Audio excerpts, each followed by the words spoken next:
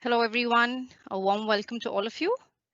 I'm Navita, part of the client engagement team at Silver Oak Health, and I will be moderating today's discussion. Thank you, everyone, for making time. Today's topic is interesting and something that all of us have been experiencing. Stress is a significant factor in mental health problems, including anxiety and depression.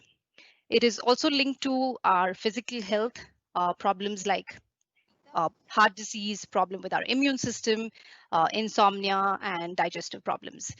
So, International Stress Awareness Day is observed on 4th November and aims to increase awareness of identifying the factors of stress in our lives and to take time to address its negative impact on us. So, today we have our esteemed panelists, K.J. Shankar, Managing Director of Empowered Learning Systems Private Limited.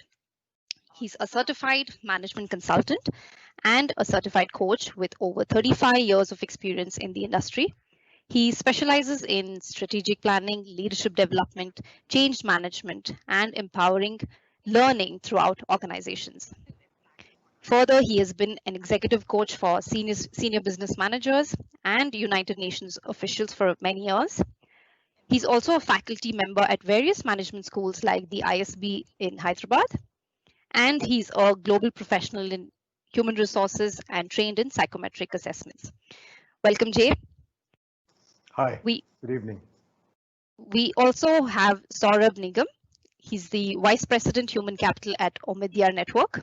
And his areas of expertise are organizational design, change management, talent management, and executive coaching. Saurabh has been recognized as one of the top 25 future HR leaders of the country by People Matters and DDI International. He's also the recipient of HR 40 Under 40 Award by Jombe for the year 2018. He also holds the SPHR, GPHR, and HRMP certifications from SHRM USA, being the only Indian and one among the first 10 professionals globally to hold these three certifications simultaneously. Welcome, Saurabh. Thank you, Navita. We are also joined with Anne Xavier, who is the head of psychological services at Silver Oak Health. She has worked in clinical and corporate settings. She has a keen interest in neurocognitive aspects of human behavior. Prior to Silver Oak Health, Anne has worked with Kadambam's Hospital and HCG Cancer Hospital and has completed her MPhil in clinical psychology from the National Institute of Mental Health and Neurosciences and is registered with Rehabilitation Center of India as a clinical psychologist. She's proficient in cognitive therapies, integrated psychotherapy, play therapy, and mindfulness-based therapy. Welcome, Anne. Thank you, Navita. And to start with, I would like to address this to Anne. When we talk about statistics, it's a recent study which was done by Cigna 360 degree on the well-being survey. It was said that 89% of the population in India say that they are suffering from stress compared to the global average of 86%. So what is stress, Anne, and how can one recognize stress in their lives? So basically, when we look at defining stress, so it is looking at, to put it in a very simple way, it is a disharmony, or there is no homeostasis or a stability internally as well as externally. So to put it in a very simple way, this is what stress is, and all of us will have a reaction or a response to stress. And this reaction could be a lot of over alertness, focus, and over vigilance. And in a lot of cases, it might be only internal factors contributing to it. But sometimes there are external stressors, like, for example, some deadlines to meet can be an external stressor, or an illness can be an internal stressor. So it is anything in a day-to-day basis what you're supposed to do. For example, you have to make breakfast on a daily basis. That can also be a micro stressor because it is an everyday thing. So there is a theory or there is a concept which also speaks about this stress can be a perceived aspect, or saying that how you're looking at it is what make it stressful or not stressful. So that is how I would say what will be defined as stress or not defined as stress here. Thank you, Anne. I think stress also has a lot of impact, not only in our personal lives, but also at the workplace, right? So, Jay, can you, in your experience, what is the impact you have seen stress play a role in at the workplace? Navita, as we heard from Anne, stress is part of life. It's there in every aspect of it. Could be a micro stressor or it could be a magnified one. And typically in the workplace, you would see that in a magnified way. But let me just explain it in as a pre-COVID era stress and a post-COVID, or we're still in, out of the COVID period, so we're still living in it. In the pre-COVID era, it was all about, ensuring that you finish your work in time, the workload stress, if I can call it that, where organizations put demanding, goals, and if you didn't have an understanding boss and you didn't have a team that supported you, you would feel much more stress at work. The COVID era, of course, has thrown up something else altogether, and that is, I think, much more of an intrapersonal challenge in one dimension, which is finally, you don't have your typical social network of the workplace that would de-stress you, so therefore you tend to hold it a lot inside. I know many organizations have had this challenge, and therefore human resources function has in some ways innovated and tried to do various things. And I think there are lots of articles that tell you about the successes over there. But I think deep down there is also the stress which is caused by the fact that you need to still accomplish a lot of stuff. In my work, particularly with very, very senior level people, the stress has become extremely high for CEOs. So at that level, the COVID period has put increased stress because on the one hand, they are expected to look after their own teams, and many of them have gone out of the way to do various things. But at the same time, the larger organizational dimension of ensuring results happen is something that has actually affected a hell of a lot of them. And I can say this for sure because particularly where there have been multinational situations, senior leaders have come under greater stress because other parts of the globe have not seen the kind of situation that we have seen, and not all of them overseas are empathetic to the situation that the CEO in India has faced. So both situations have seen stresses, but of a different kind. But this has always been there in the workplace. Navita. Yeah, I think that's true, Jay. I think especially the pandemic has been extremely stressful for managers and leaders who are managing large teams, because they're trying to deal with aspects that is going on in their own lives as well as managing teams. So thank you for sharing that. And at this point I would like to ask Anne, stress can be unbearable, right? It can cause a lot of or it can aggravate a lot of our mental health problems and our overall health problems. So what causes stress? Is there some kind of warning or red flags that we can identify, or that indicates that there is too much stress that we face? See, as I said initially itself, stress is part of our day-to-day life. Okay, and when you're hearing the term stress, a lot of times we give a negative connotation to it, but not necessarily all stress or all stressors are negative for us. For example, there is called a concept as eustress, where this is a stressful point for us, but then it is giving us some kind of pleasure or happiness. For example, eustress, to give an example of eustress, people always quote wedding. You're preparing for your wedding is actually a stress for a bride, groom, the family, especially a huge Indian wedding. Okay, so but then what is it bringing into the family, or what is happening around us is going to bring in a lot of happiness. So that stress, what it is doing to you, is not something which is negative or which is going to cause any harm to you or to others. Okay. Now, there is other kind of stress which I will term as distress, which is causing you harm or others associated with you harm. And that is where we need to say that this is not good for me. Okay. Also, we need some bit of the stress, like a minimal level, and it varies from person to person. How much is their tolerance level for the stress for our best performance as well? If we have zero stress, we'll be like too much relaxed and not prepare for exams or not do our work up to the mark and things like that, and then it can affect us adversely. So that optimal level of stress is very much useful to us.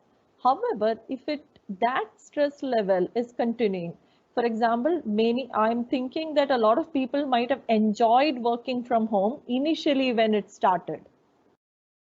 Okay, oh, I don't have to travel, especially if you take Bangalore, a lot of traffic, you don't have to commute, sit at home comfortably. But then now it has started becoming a chronic stress for us because thousands of things to manage at home and work to be done.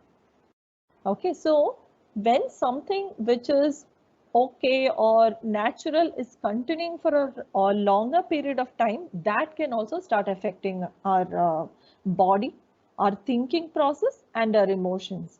I would say these three are the red flags. Whether you can identify any changes in these three different aspects. So can you share a few examples in terms of when you say behaviors, actions? Are there some examples that is, something that we could watch out? Definitely. In our body, for example, there might be tightness of chest, there might be sweating too much, we might be getting some kind of more cramps or body aches and pains, headaches very often, backaches very often. This could be some changes which is happening to our body if you're stressed out. There are people who come up with skin conditions when they are stressed out. Like eczema is very much related to stress, for example. There could be a lot of aspect related to our behavior, in the sense we might be getting more angry, more irritated, changes in our sleep or eating patterns, changes in our expression of things, where we get angry very often, we don't listen patiently, we are not showing the same kind of understanding towards our spouse or parents or children. So these are some changes which we are observing ourselves. We can see that, okay, this is not what I used to be earlier. Right. And also, if it is not addressed for long, it can have an adverse effect. But in the same study that I was talking about, it shows that nearly 75% of the respondents were not really comfortable talking about it or, reaching out to a medical professional. So that is another aspect that we have seen. So sort of to ask you at this point, have you observed any of these signs that Anne was talking about? Do you recall a personal experience that you would like to share? Sure. Thanks, Navita. Yeah, there are many actually, to be honest with you. And for a layman language, I mean, the way I talk about stress is at two levels, right? One, I fundamentally believe that all human beings, we all have some inherent needs, right? And the way we define needs is our expectation of how the external world should treat us, right? And that external world could be people around us, the environment, and so on and so forth. And whenever some or more of these needs are not being met, it results in stress, right? That's how I have kind of internalized in terms of how this stress comes out. Now, given that, the other side of the story, as I said, it is almost impossible, as you rightly said, that at any given point of time, all your needs would be met, or conversely, at any given point in time, some of your needs will not be met, right? So it is almost obvious that there will be stress almost at any given point of time in your life, right? The variation or the degrees may change. Now, specifically, if I look at last 6 months, and if I'm going to internalize and use my own example, right? What are some of the expectations or the needs which I've always had from an external world, right? So being an HR professional, right? I mean, I derive my energy by working with people, right? Jay rightly said that's gone out of the window. I'm still, there are many times I struggle with connecting with folks on a virtual platform like this, right? So now, does that make me ineffective? I mean, that's the jury might still be out, but does that cause stress in my mind? Because and it certainly does, right? Because suddenly that need of being with the people, amongst the people, as I drive people changes, or as I look at people's strategies in my portfolio, is taken away, right? And therefore, in my mind, there have been times when I felt that okay, I'm not being effective, or I'm not as effective as I could have been if I was doing this session live or with people, right? I was running a workshop with the people, right? And that causes stress. That definitely has caused stress many times. That's one. Second, there many times there are variables which are out of your control, right? So I work with our portfolio organizations on their people strategies and issues and challenges, and in the last 6 months there have been many instances of organizations feeling the heat, feeling the stress, which are because of which some tough decisions have been made around rationalization of cost, rationalization of headcount. And as a people practitioner, when you have to go in and advise, stroke coach HR teams or entrepreneurs of your portfolio organizations on terms of how to manage these pieces, obviously that has caused stress, right? And that has caused stress in my mind as well, because I know that whatever we are discussing, whatever strategies we are putting in place, ultimately is going to impact someone negatively, right? And that causes stress as well. It's out of control, out of my control for sure, right? But it definitely causes stress because you are doing something which is out of your comfort zone, right? So those are the two instances I would definitely call out in last, I would say, 6 months since we've been in these extraordinary times, which have caused stress.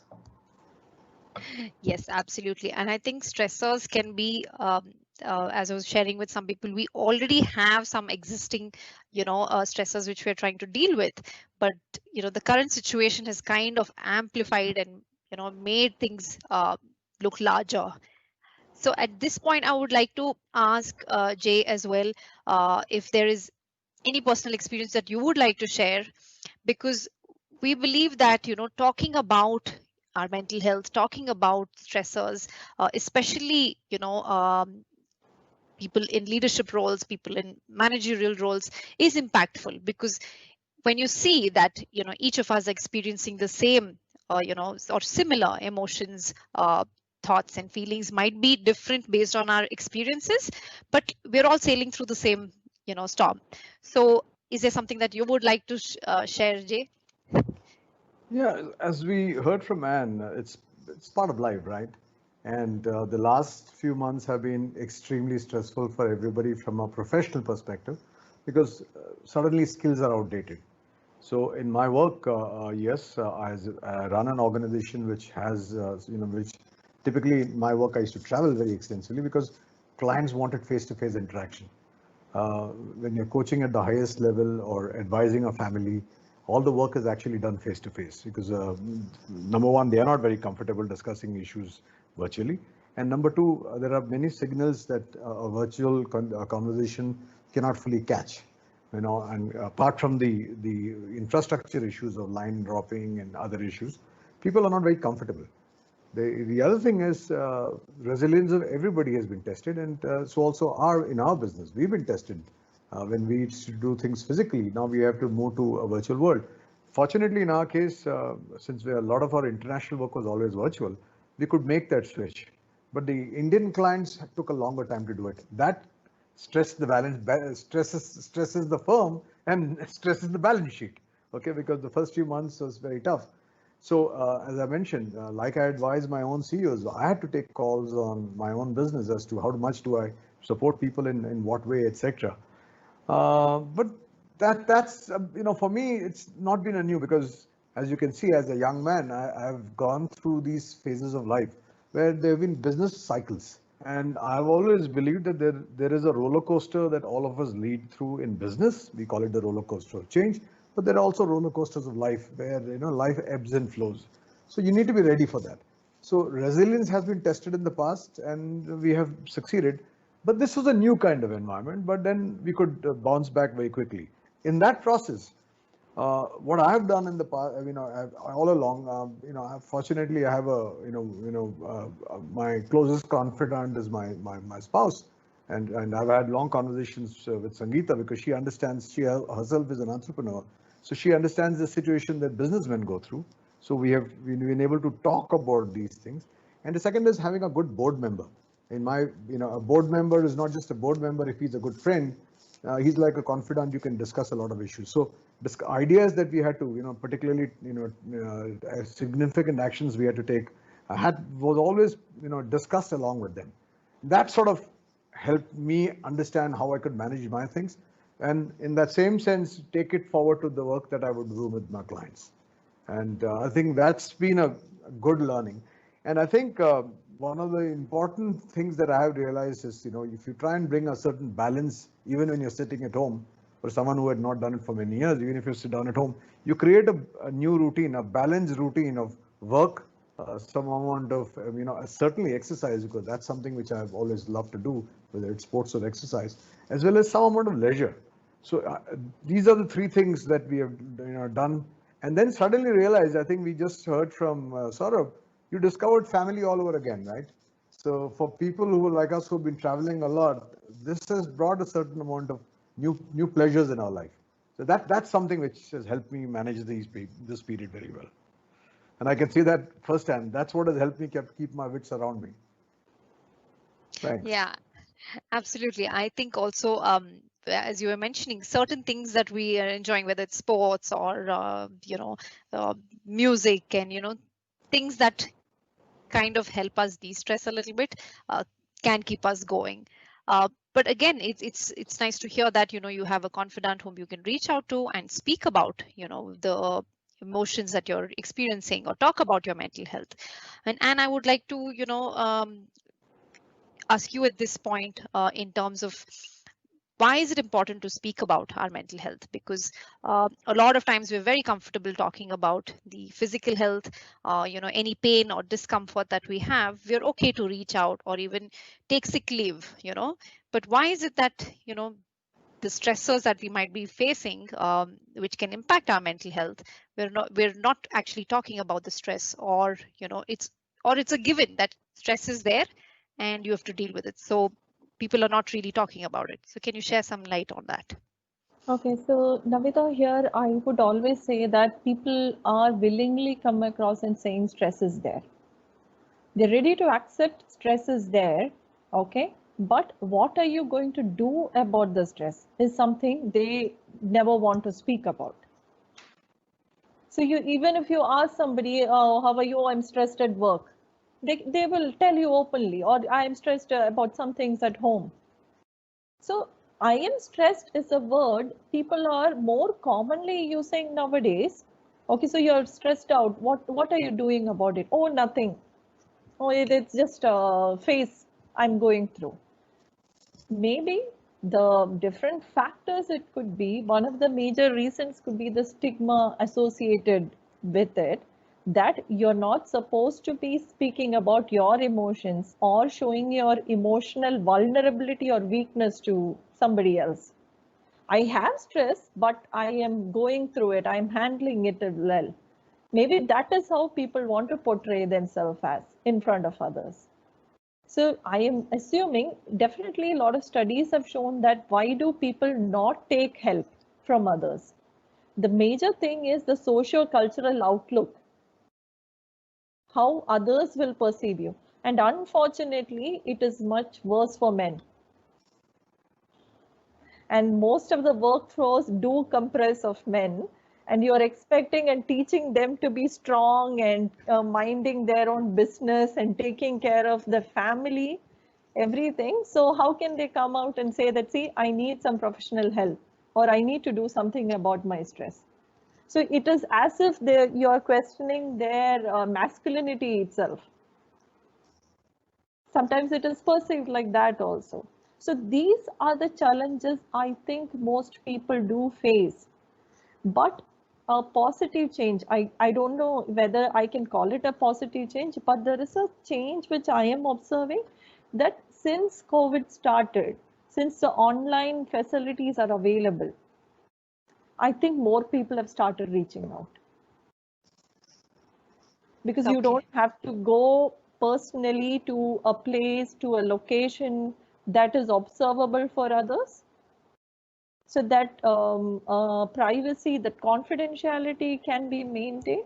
Maybe that is one of the reasons why people are reaching out little more, as I feel. So hopefully this will be a change for the outlook towards mental health. So apart from these, in your experience, of course, you mentioned that, from gender perspective, men are supposed to be strong and not express their emotions. But what are the other areas people struggle to deal with stress? And why is it so? See, mostly the thing is we have a tendency as human beings, we have a tendency, I think Saurabh mentioned it, that we are striving to achieve things, okay, which is a driving force for us. And we don't want to stop that and go and deal with something else which we think is unimportant. Okay, because we have labeled this as unimportant. We put this as, okay, no, this is something I can manage and deal with. And later on, sometime it becomes an issue I might be dealing with it. So you kept it under the back of the cupboard, saying that I'll take it when it is necessary or deal with it when it is necessary. And that is very, very true for if you look at a lot of homemakers in India. This is something they do with their physical health as well. They'll say, oh, it's okay, whatever is happening with me is fine. I don't have to consult a doctor now. I have other priorities to do. I have other aspects to do. So they go for a doctor's consultation. It's a pretty late when there is some, much more rigorous surgery might have to be done at that point, but it could have been caught earlier and things like that. Same attitude, same thing applicable for stress in both the genders, in any profession that you're going through, because invariable to what profession, what gender, what is your mental state, these stressors are present all around us all of the time. So this is not something you can say that, okay, it is not existing or put it behind. However, we are trained to do so because we think there are other priorities which we need to achieve first. Right. And I think coming from even an organizational perspective, there is workplace can play a very important role in the health and well-being of employees. And at this point, Saurabh, I would like to ask you in terms of how can organizations, one, support employees, and why is there an urgent need to address this at the workplace, especially because all of us are connected remotely, and also I would like you to throw some light in terms of, how challenging has it been for managers to gauge this, through virtual connections with their teams? Sure. Right. So why is it important? I think it's a no-brainer, right? Now, to be honest with you, cliche to say that people are the biggest assets any organization have, but your people have to be healthy, both physically and mentally, for them to be assets, right? So why is it important for an organization to take care of the health and well-being of the people of the teams? Is absolutely imperative. There is no doubt about it. Now. Given where we are, given where we stand in terms of these extraordinary times and how unprepared everybody was, and there's no way we could have been prepared for it when we went into this in March and April, right?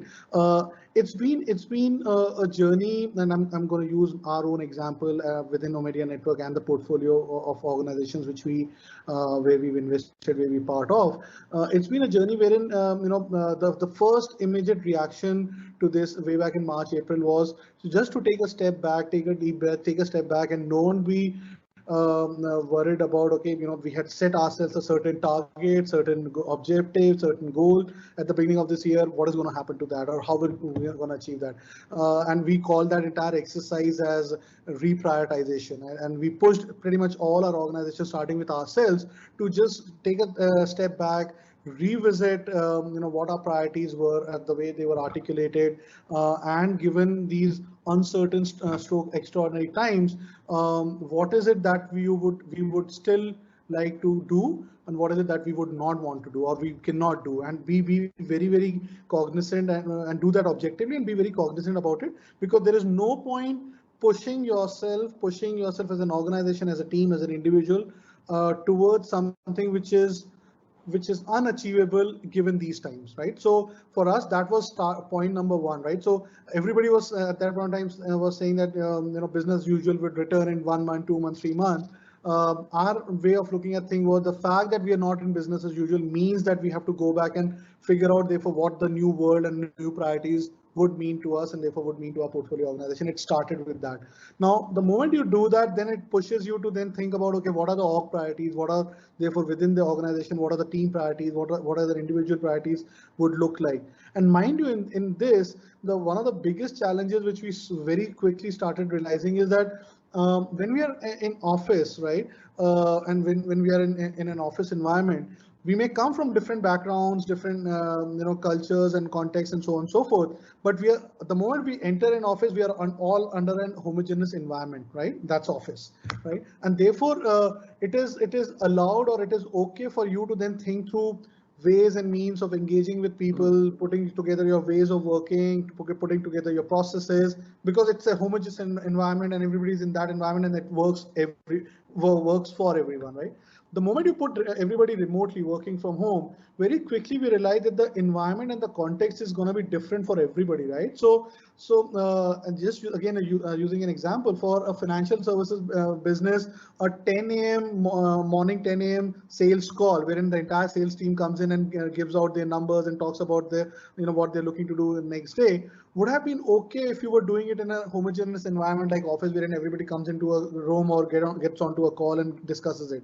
The moment you are trying to do that in a remote working environment, it's not the same, right? A 10 a.m. morning call will not, or will definitely not work for a mother of two or a father of two who have got kids who have to, accommodate them in an online class, right? Or for that matter, working from home would be very different for a 24-year-old bachelor versus a mother of two, right? So for organizations, therefore, to think through that, what should be their ways of working? How should they tweak their processes to accommodate this wide variety of environments and contexts in which people are working became paramount, right? And therefore, a 10 a.m. sales call, which was a norm when we were in pre-COVID days, had to be split into 3 different calls, one at 10 a.m., one at 12 a.m., and one at 2 p.m., giving flexibility to people to decide which one they would attend, depending on the context they were in, right? And just using this as an example, why or how important it has been for organizations to recognize this and then accommodate their ways of working. Because if you're not doing that,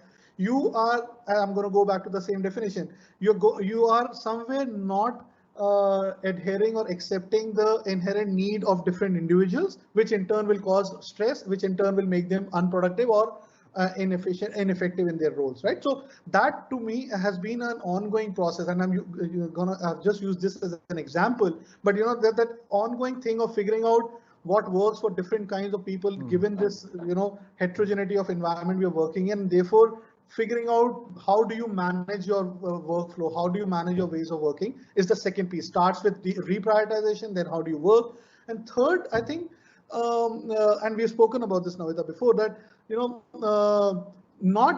not going by what you see as a usual behavior from your people and then using that to judge that everything is fine or things are not okay is not the right thing to do, right? And we realize that within our organization as well, that many times, and I think you alluded to this as well, many times individuals themselves are not aware that they're going through stress, and as organization, therefore, and we're not equipped, right? I mean, we don't have professional help to tell us, okay, look for these signs, like, and you rightly mentioned, or these signs may tell you that there's stress in your teams, there's stress in an individual, and therefore, until you even recognize that, the recourse itself doesn't come into the picture, right? So the third aspect has been to go and partner with professionals and professional organizations who can help you figure out if there are stress levels going up in the team, in your teams, and therefore if yes, in individuals, and if yes, then come up with interventions and solutions to address those. That's been the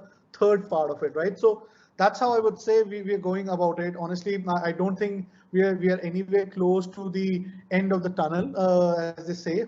I mean, hopefully it should be soon. But I think at all these 3 levels, we have to continuously keep evolving and keep our eyes and ears open as organizations, as organization leaders, just to ensure that we come out of it unscathed, as I would say.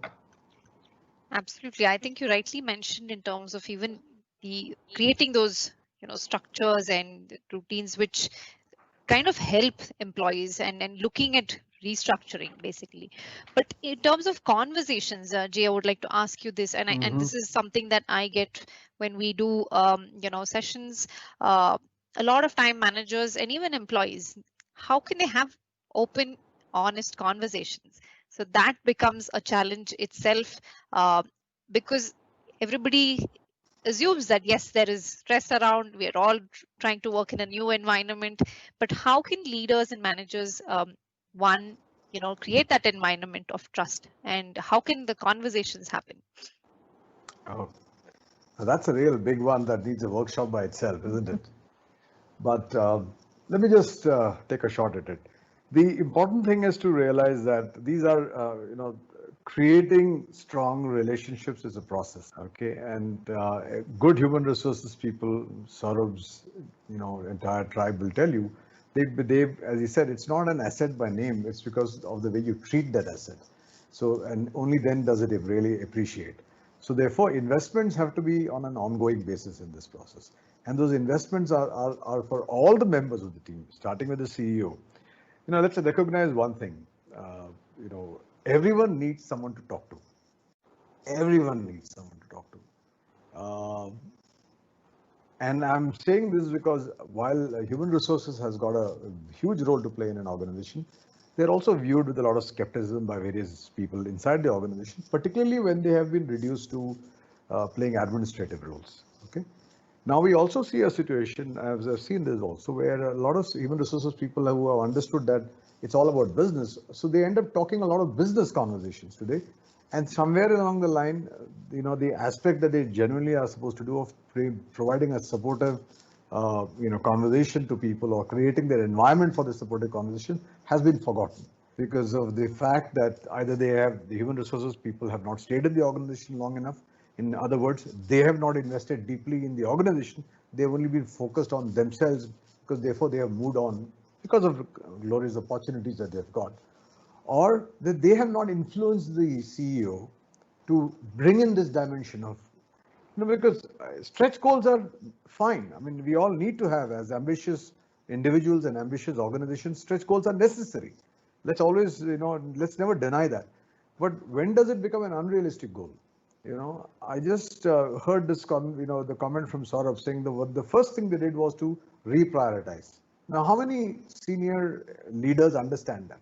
When a while earlier, I mentioned that, talking to at least 2 CEOs during this pandemic period, they were under tremendous stress because the board members from overseas said, we don't care what's happening, just get us the results. Now, when that is happening at the CEO level, it invariably gets cascaded below, We do understand that certain industries did well, or quote unquote did well in the pandemic period, one of them being the pharmaceutical. But you'd be surprised how even in the pharma sector, there were a lot of senior leaders who were under tremendous pressure to achieve numbers. Because globally, the firm, there is a stated values and there's a value which is lived. And if that gap happens, there is no trust as an outcome. So trust is a journey that, where constant investments have to be made by the firm, by the managers concerned, a hell of a lot. The environment is really created by a good boss. And if a good boss is missing, at least if human resources function or some other systems can be provided inside that the individuals can go and speak to. And if that journey of, building relationship continues, then you can have a situation where people will have, free, frank, open communication. In other words, it's uninhibited. It's, there will be no hesitation. And there is a lot of, stuff which is even when it's not being said, but somebody else on the receiving end is able to pick it up. And then a conversation can be made. Good organizations, I think I echo what Saurabh said, have looked at external agencies to do that. Now, I'm not in favor of outsourcing everything because I think once again, the business dimension starts saying, okay, you have an issue, go talk to somebody else. I don't think any manager can, sort of delegate this away or, outsource this. But if they have been willing to make that investment, I think it's a useful investment because everyone needs someone to talk to. At the highest level, there is a coach, but maybe down the line there are no coaches, but at least there is an agency which can provide professional support. And that is a wise investment to make. Yeah, I think rightly said, Jay. And I think as most of you echo that, stress cannot go away, right? And what is the first step that, that we can take to manage stress effectively, and some tips or, suggestions that you can share? Okay, so we have to manage, or we have to bring it into a balance. So as I initially said, stress is a disharmony. And I'm sure basically Jay and Saurabh had already said some of the coping strategies or the ways in which they have dealt with stress. So I think I'll just give some technical terms to it and put it into a structure and summarize that. Okay, so since I did mention body, emotions, and our thought processes are involved, let's start with body, how we take care of our body.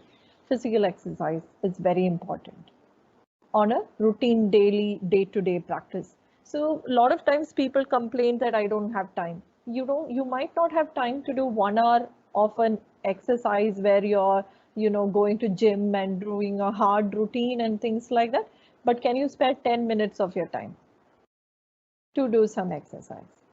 Okay, another aspect is eating healthy. Now another thing which you can do is having a good sleep routine.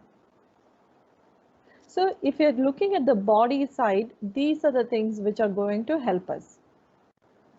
Now, if you're looking at the thought processes that are going through our mind, or the issues that we are getting where we are not able to remember things, we are not able to add up to things and utilize those things and aspects and all, what we can do is just try to recall what are the thought process happening in our mind.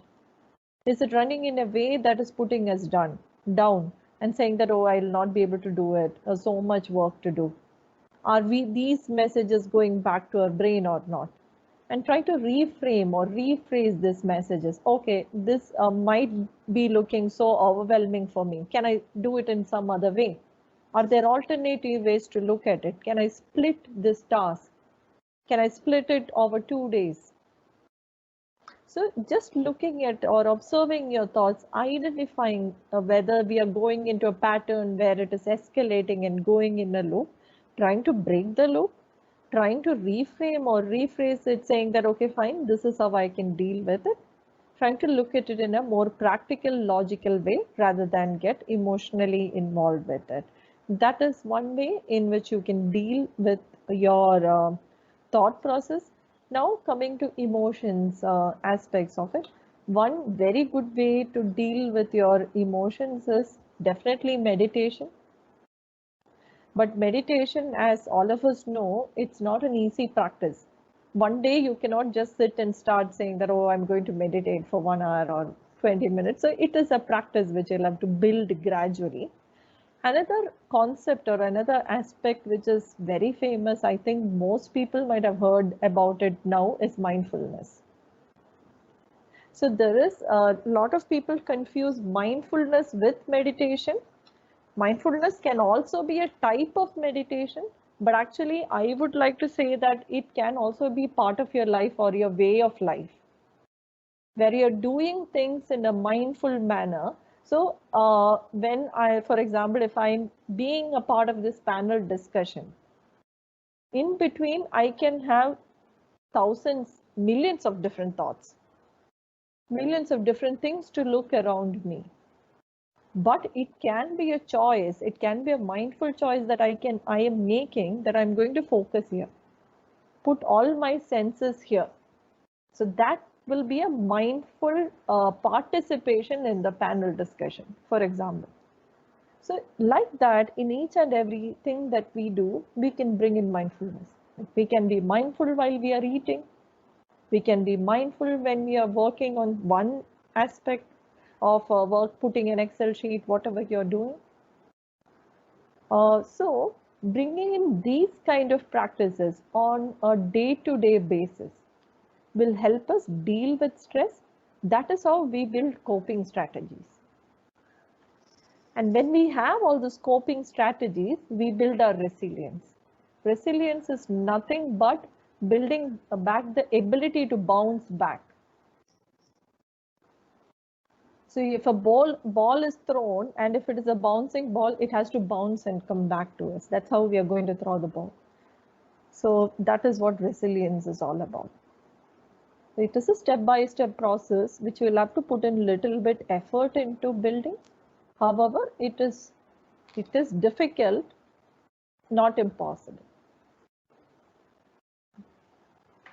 Thanks, and I think some of these are very relevant, the suggestions. And as you mentioned, it takes an effort and kind of some discipline to actually, practice them regularly.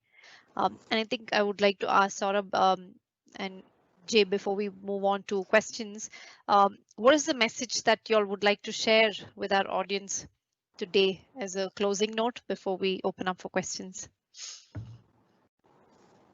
Yeah, you want to go first? All yours, Saurabh. Okay. Maybe I'll replay what we just communicated to our teams last week, and there were basically 2 or 3 messages. And as cliched or commonsensical they may sound, but I think they're very relevant. One, I think this too shall pass is the number one message which you're giving out to people, right? And then along with that, what we're saying really is the fact that I think this year you can truly mark this year as a success if you can take care of your and your immediate family members' health and well-being, right? If you can take care of that, everything else will come together as we get back to normalcy, right? So that's number one. Number two, what you said is that I think it's in many ways, and you alluded to this, is that making sure or ensuring that you understand, everybody understand that it's okay to not be okay. And all those stress signs which you talked about, or the fact that you in your mind you feel that there are a lot of these needs which are not being met. We are in these extraordinary times. I've not been able to achieve a lot in my career, and so on and so forth. It's all of that is fine, right? And going back to point number one, which is really the prime concern or motivation has to be ensuring that health and safety of yourself and of your immediate ones. There nothing precedes that. So second one is really the fact that it is okay if you're not feeling okay, if it's okay not to be okay, right? And that itself should not cause stress. And third and foremost is that if you are not okay, if you're not feeling okay, and all those signs which stress signs which you talked about, and it's important for you to talk, right? There is no way under the sun anybody, be it your spouse, your kids, your family, your sibling, parents, your manager, anybody in this world would get to know that something is not okay with you if you do not speak up, right? So do speak up, do take help from whomsoever you trust. It is important for you to do that. And I do believe that all three of these are connected. But yeah, that's really the message which I can talk about. So, Navita, I'm going to paraphrase what we just heard from my colleagues on the panel and put it in my own words. And there are 3 points I would like to elaborate. The first is a term that, as children years ago, we lived in the physical world and we used to play with kaleidoscopes, right? Some of you may, for the listeners and the people who are watching this may remember, there used to be kaleidoscopes, and every time you turned the kaleidoscope, a new pattern emerged. I remember years ago reading a line when the electronic wave started coming, saying, and it said that when patterns change, a new world emerges. And what has happened now is that the kaleidoscope is getting turned around so fast that people have not understood that even if the kaleidoscope is changing, essentially nothing has changed. There are some pieces inside, the outside structure is still the same. And in this kind of rapid change that is happening around us, one of the addiction for a lot of people is nostalgia. And I'm all for nostalgia. There's nothing wrong with nostalgia. But excessive nostalgia, I think, creates, it translates into a lot of regret. I meet people who are into their 40s who are still saying, my life is over. I think many of us understand, as I said, life, ebbs and flows. Therefore, there's a lot to look forward to in life. So the first thing is, don't get stuck in the nostalgia. The world is going to get turned around quite rapidly, more rapidly than ever before, but move on, So moving on is important. Don't get stuck. Okay, COVID has happened, move on. Create a new routine, a balanced routine, but move on. That's number one. Number two, I think again, Anne mentioned this, and she brings it from the medical end very well. You know that the physical and mental health go hand in hand. Uh, there's so much of work, happening on the mental side, which is now available to people. So they know, but they don't do anything about it. Okay.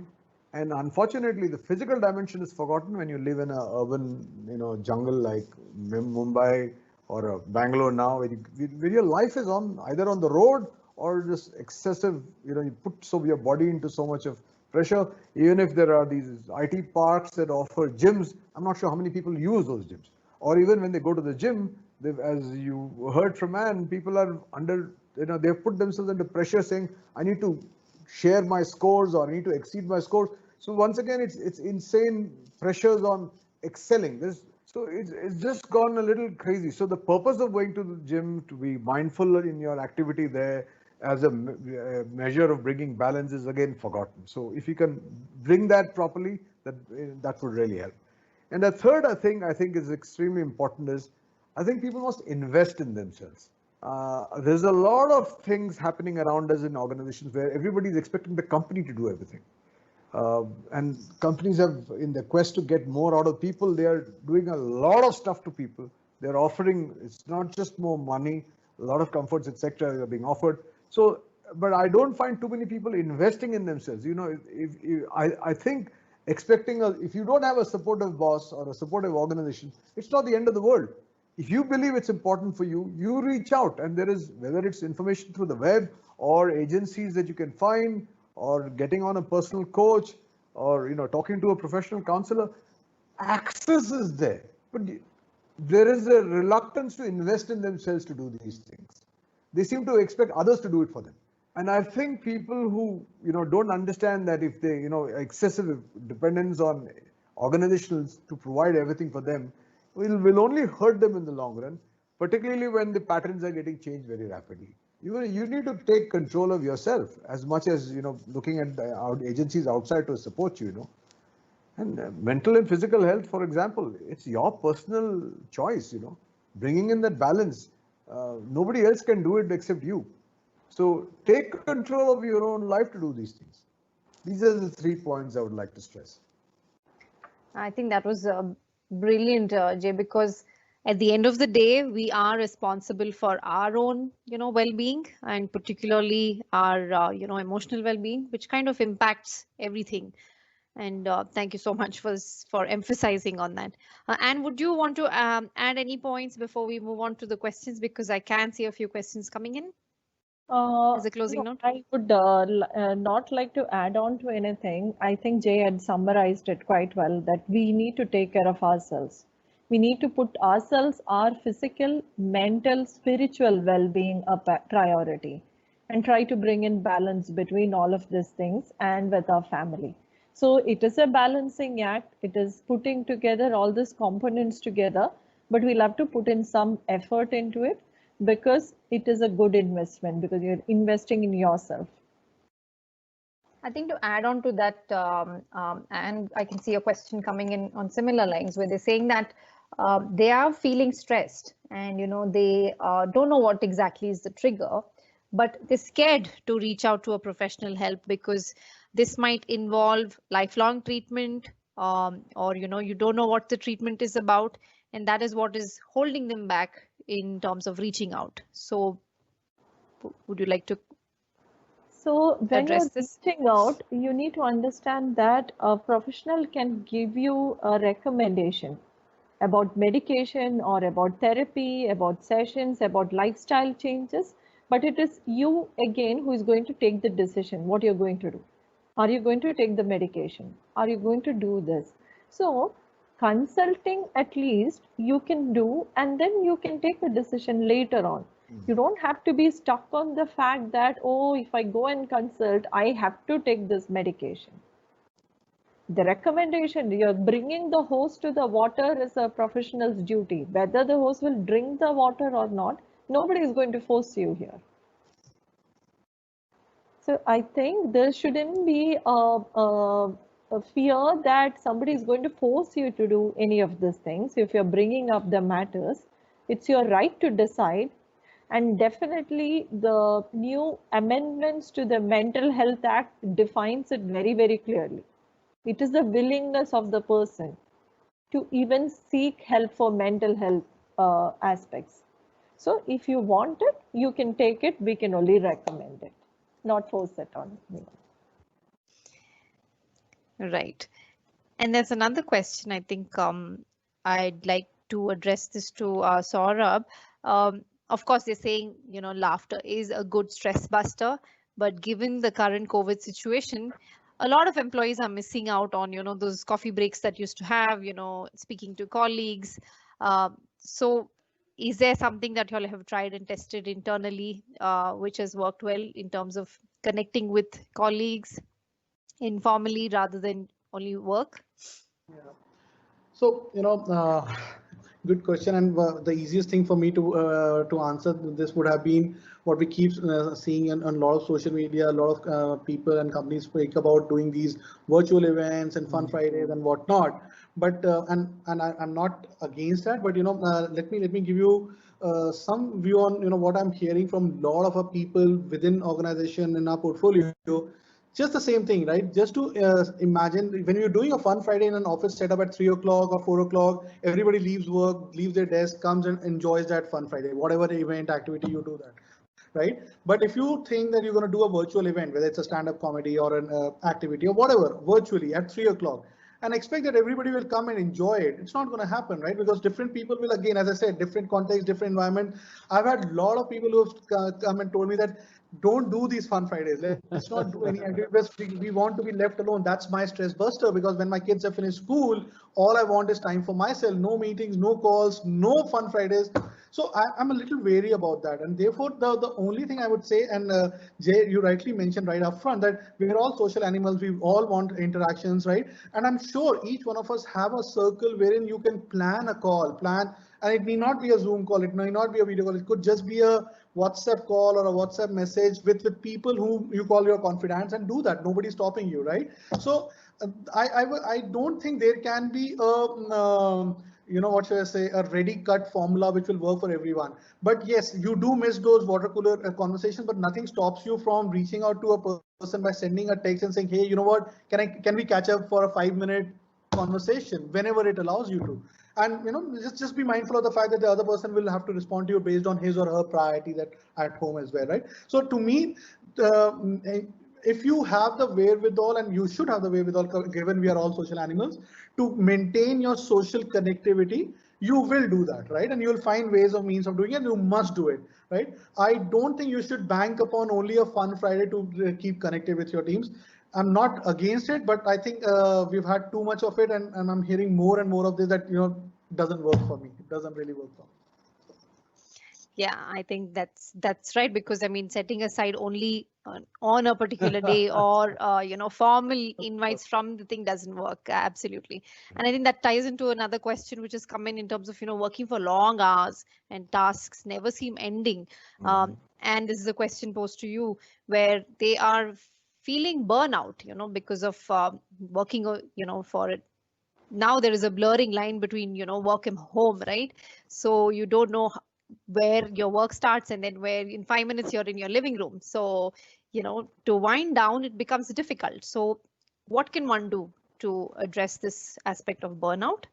Yeah, right. So many things, and different organizations, different people, different managers, different individuals have different ways of tackling it. I can only talk about some of the measures which we have taken, right? Like, I know it's not a legally mandated thing to force people to take leave. For example, our law doesn't allow you to do that, but we have done it, right? We have made us everybody has to take a certain number of offs this year. We've just mandated it.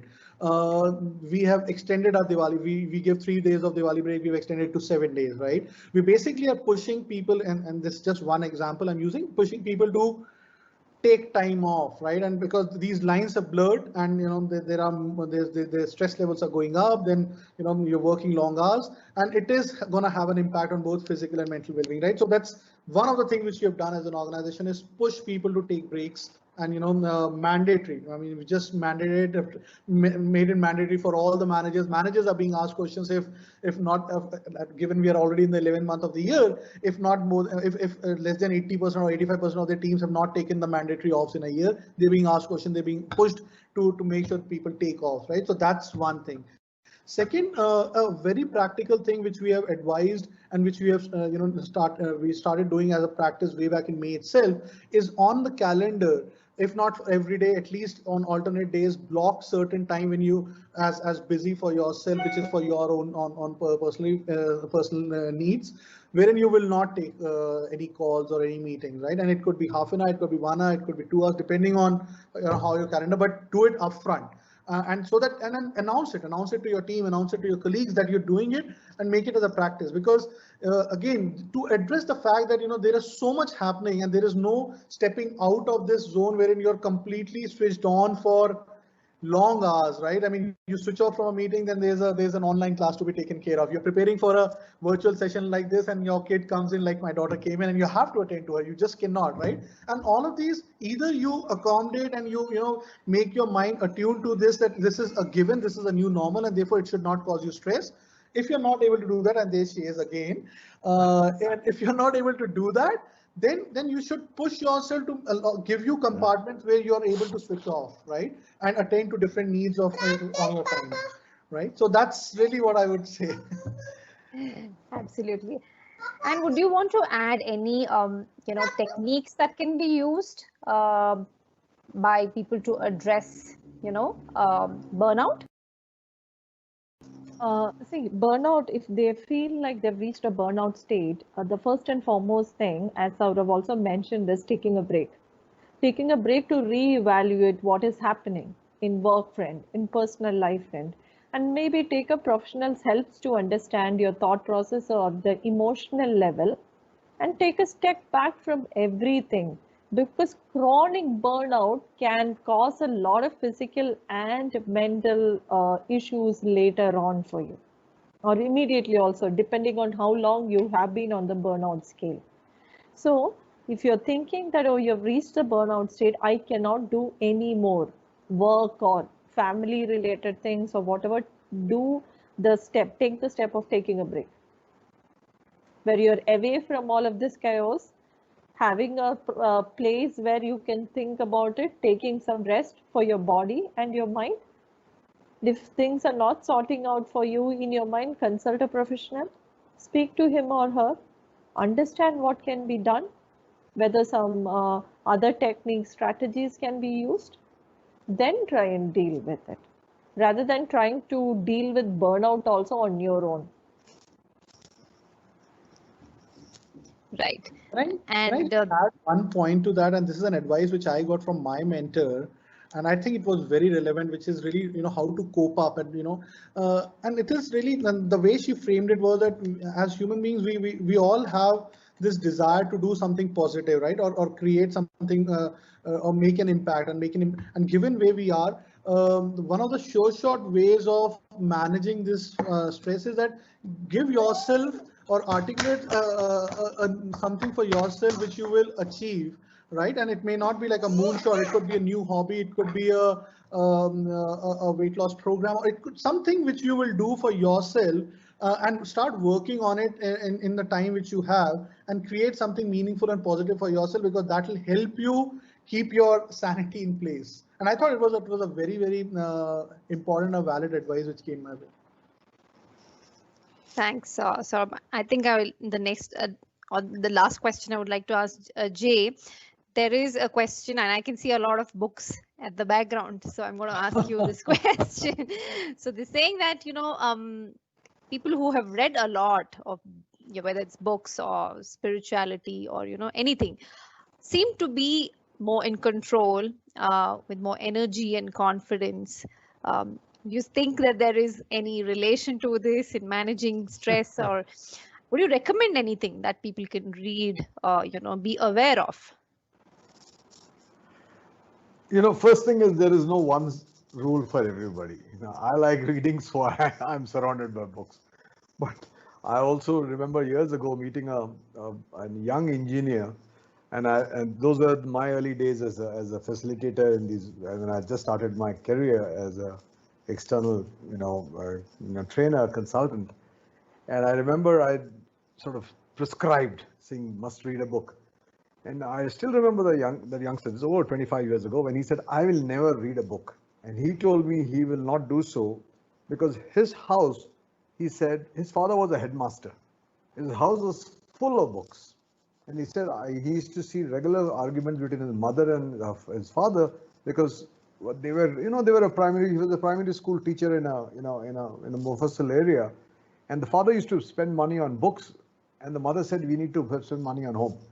He said, and this guy was an engineer. So he went through life and he said, no, you can tell me what you want, the company can throw me out, but I will not read a book. So I'm not going to prescribe any book to anybody. All I'm saying is find a balanced way of life. It could be sports, it could be exercise, it could be music, as you mentioned. I love that idea. Find something which gives you the balance because life is much more than just the work that you're doing. And if you're fortunate enough to, have an understanding family that picks this up, or if you don't have an understanding family, at least friends whom you can talk to. I repeat, it's not my words. A famous psychologist said it years ago. Everyone needs someone to talk to. So find someone you want to talk to. And if you can do that, you will find the easy way out. And then, given the beautiful things in social media or the web, there's enough good stuff that you can read. And for the people who are still interested in doing that, they touch base with me later, and I'll certainly prescribe books to them as much as a good doctor, might prescribe medicines. So that's where I am right now. Thank you, Jay. Thank you so much. Any one of our panelists, any closing remarks before we wind up? I think we've run 5 minutes above time, so I think this was a really interesting discussion. So thank you so much, everyone, for being here. And we would be having more of these sessions every month, trying to, speak about various topics related to mental health. So thank you so much for participating today. We hope you all enjoyed the discussion and have a good day.